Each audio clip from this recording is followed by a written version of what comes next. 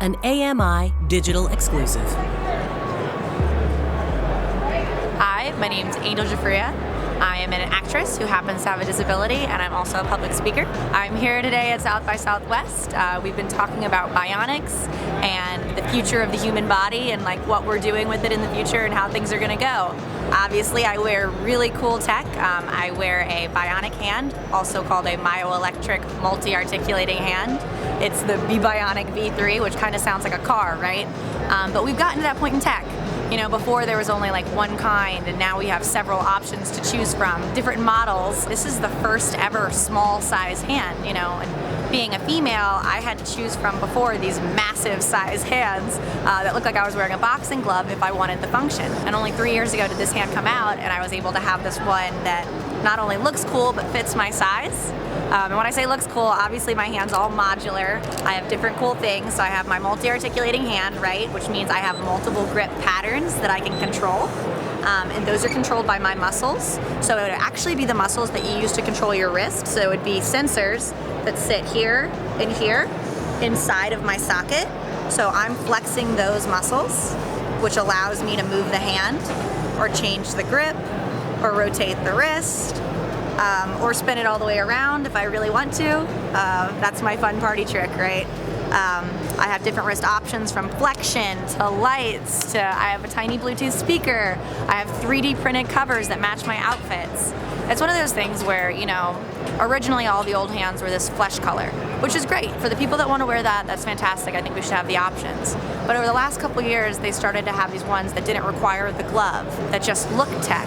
And I thought, I've never had a hand. I was born without my hand. Why would I want it to look like a hand I never had? Why not make it something that I think is cool looking? So I started, you know, not wearing the glove. I then went on to get these awesome 3D printed covers, lights that I ordered from Amazon and put in my arm myself so I have a remote to change the colors. It's things like that where you customize it and you make it more like you. Now, I know what you're saying, more like you. Like, obviously it doesn't match my other hand, but it matches my personality. So when people see the light up rose gold and white hand, they know that's Angel's hand. It really takes a whole army to put this together, right? So my hand is made by a company called Autobot. I wear a really cool flexion and wrist rotator. My entire device was built by my amazing prosthetist, Rob Dotson, at a company called Advanced Arm Dynamics. I have these really cool, they're called Flex Cell lithium-ion batteries. They're as thin as a credit card, and for someone who has a short residual limb, that extra lightness of it to get rid of that weight has been amazing. The company that created my really cool 3D printed cover is called All L's out of Canada, and they've been doing some amazing inclusive design for those with amputations. I've been wearing a Myoelectric device since I was very young.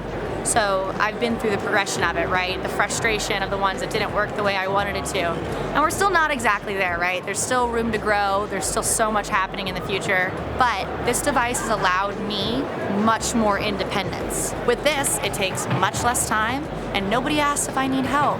So that's been like a really cool benefit of it, and this where we're going.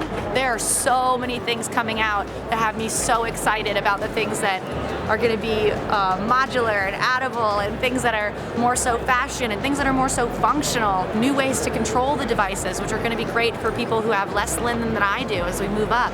New ways to wear it that are more so attached on more structurally. And it's just a really exciting time to be a person with a disability, because we get to have all this cool tech stuff before everyone else.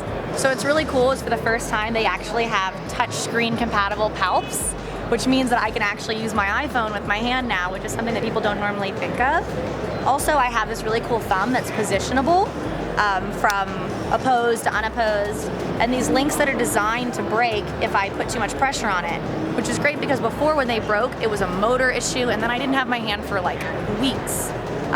And then, you know, the really cool cover that you can see all the way through it and into it.